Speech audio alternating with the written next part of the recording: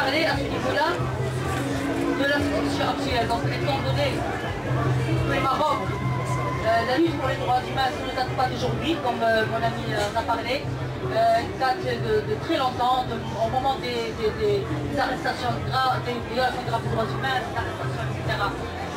Actuellement, nous considérons à l'MDH que d'abord nous avons pu, pas à l'MDH, tous les démocrates au Maroc et les Marocains à l'étranger aussi, et tous les démocrates du monde qui nous ont soutenus, qui ont soutenu la lutte des Marocains, on a pu avoir des acquis. Mais il y a deux choses à souligner. D'abord, c'est des acquis partiels. On a pu avoir des acquis au niveau civil, des droits civils, au niveau des droits politiques, quelques droits politiques et quelques droits civils. Mais au niveau des droits économiques, sociaux et culturels, jamais le Maroc n'a connu de vrais acquis à ce niveau-là. Au contraire, depuis 1983, lorsque le Maroc a adhéré au plan d'ajustement structurel, il a abandonné le secteur social, l'école étant faillite, l'école publique actuellement, la santé publique, on n'en trouve plus au Maroc, tout est payant, l'accès aux soins est très difficile pour les démunis, pour les plus pauvres, et pour la majorité des citoyens.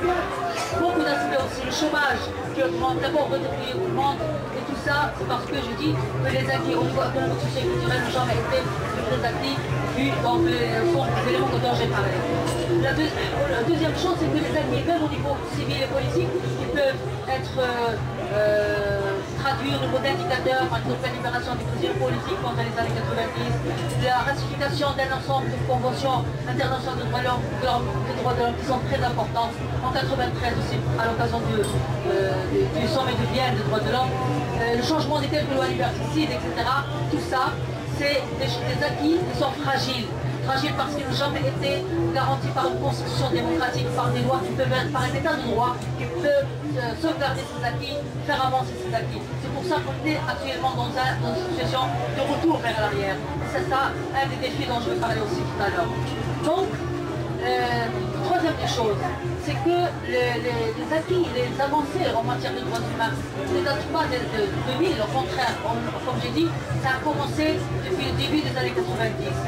Au début des 2000, après le règne de Mohamed VI, on a entendu beaucoup de discours aussi, le pouvoir concept de l'autorité, le PNR, les pauvres, c'est-à-dire porter aide aux pauvres, etc. On a l'IDH, on a beaucoup entendu parler d'initiatives, de programmes, etc. Mais la réalité des choses, c'est qu'actuellement, on connaît un retour. Je ne vais pas passer sur toutes ces initiatives, mais je vais en parler surtout de la question de l'insensibilité en conciliation, qui est un gros projet qui a été utilisé idéologiquement et politiquement par l'État marocain pour se refaire une nouvelle image, vers l'Europe surtout. L'insensibilité en conciliation étant une expérience de la justice transitionnelle au Maroc, a été d'abord mise en place grâce à la lutte du mouvement des droits humains et la lutte de l'ensemble des démocrates marocains. Je rappelle que le symposium pour les droits humains, pour le symposium marocain national sur le thème des violations graves des droits humains a eu lieu en 2001. Tout le monde y participait, toutes les ONG dans le temps des droits humains, les partis politiques, les syndicats, etc. C'est grâce à cette unité de lutte, cette unité d'action qui a vraiment posé le problème de la justice transitionnelle au Maroc. C'est grâce à cette lutte-là que l'IR est venue. Donc c'est pas des techniques qu'il a donné. Donc à ce niveau-là, l'IR, nous avons critiqué cette expérience à plusieurs niveaux. D'abord sa mission, puisqu'il s'arrête à 1999. Nous on considère que les violations graves continuent toujours. On l'a critiqué parce qu'elle porte une idée très négative, même insultante à la question de l'impunité, puisqu'il considère dans le document constitutif de l'IR que la lutte pour l'impunité c'est une vengeance, c'est vraiment des choses, tout le monde le sait je crois. On a critiqué ces choses-là, on a critiqué autre chose, pas seulement l'MDH, mais on est 3 ONG les plus grandes au Maroc qui ont critiqué la démarche officielle, mais malgré ça, on a travaillé à côté, on a proposé, on a en même temps critiqué et proposé à l'IR. L'État, à travers l'IR, qui reste une instance officielle, parce qu'elle a été constituée dans le cadre du CCDH, dans le cadre de l'article 7 de Daher qui constitue le Conseil consultatif des droits humains, donc ça reste une démarche officielle. on a quand même proposé plusieurs choses, mais l'État a décidé d'en faire une démarche officielle, décidé de ne pas faire participer les ONG des droits humains. Donc, actuellement, nous considérons que malgré toute cette histoire, les recommandations qui sont sorties de ce travail, il y en a plusieurs recommandations qui sont positives, parce qu'il y a eu quand même une lutte de mouvement des droits humains qui a accompagné le travail de l'IER.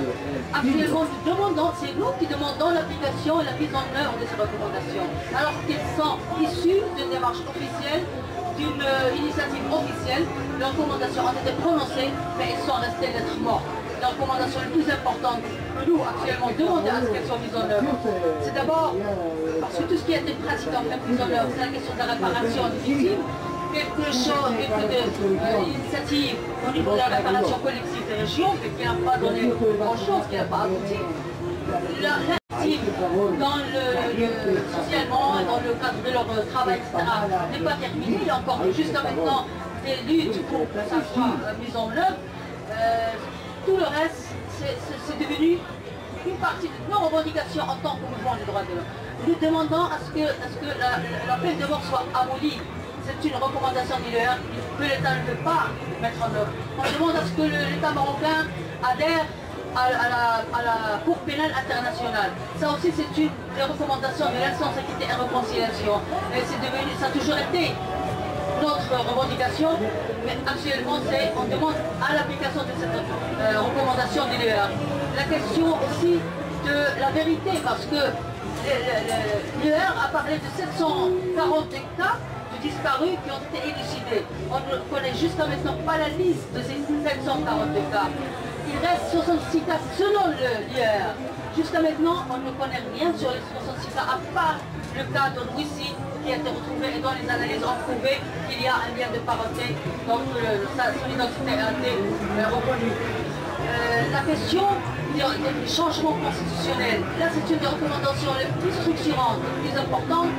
Même pas un débat n'a été ouvert au niveau du Maroc. Pour nous c'est très important, parce que parmi les choses que l'IER a sorti parmi ses recommandations concernant la Constitution, c'est la primauté des conventions internationales sur le droit national, sur la législation nationale. Pour nous, c'est très important et on demande à ce que l'État marocain reconnaisse et applique, ouvre le débat au moins sur ces changements de Constitution. Il y a des réformes au niveau de l'éducation nationale pour intégrer l'histoire, la vraie histoire du Maroc, dans le cadre du devoir de mémoire aussi. Il y a d'autres recommandations qui sont aussi très importantes, en particulier le dossier de Petit Boubacar. Nous considérons que la vérité sur le dossier de Petit Boubacar est un baromètre pour une mesure de la volonté politique réelle de l'État marocain pour avancer dans la question des violations graves des droits humains. Parce qu'on sait que le dossier de Petit Boubacar, l'État marocain connaît la vérité sur le dossier de Petit Boubacar. Il faut qu'il le dise. Il faut qu'il l'annonce, il faut qu'il en parle. Donc c'est ce que nous demandons. Il y a plusieurs autres recommandations qui sont importantes qui ne sont pas mises en place. La reconnaissance de l'État du tort et du préjudice qu'elle a commis et les excuses aux victimes et à la société, c'est une recommandation qui ne nécessite que la volonté politique de le faire. Jusqu'à maintenant, ça n'est pas fait. Donc il y a plusieurs choses qui sont restées lettres mortes. On est vraiment très déçus. On n'est pas déçus parce qu'on sait très bien que l'État marocain est incapable, comme j'ai dit, dans le cadre de la Constitution actuelle, d'avancer dans le domaine des droits humains. Mais pour nous, c'est une lutte qui va continuer pour la mise en œuvre de ces recommandations, mais aussi pour nos propres revendications dans le cadre des violations graves des droits humains, y compris la question de l'impunité. On considère à l'MIH que tant que l'impunité règne dans les crimes du passé, on ne peut pas parler de garantie pour l'avenir. Rien ne garantira que ça ne va pas se répéter dans l'avenir. Pour nous, c'est très important la question de la poursuite, en tout cas de mettre fin à cette situation d'impunité. Qu'est-ce qui nous a donné cette situation d'impunité? On a vu ce qui s'est passé à Sidi. Tout le monde se rappelle les massacres et les crimes qui sont passés.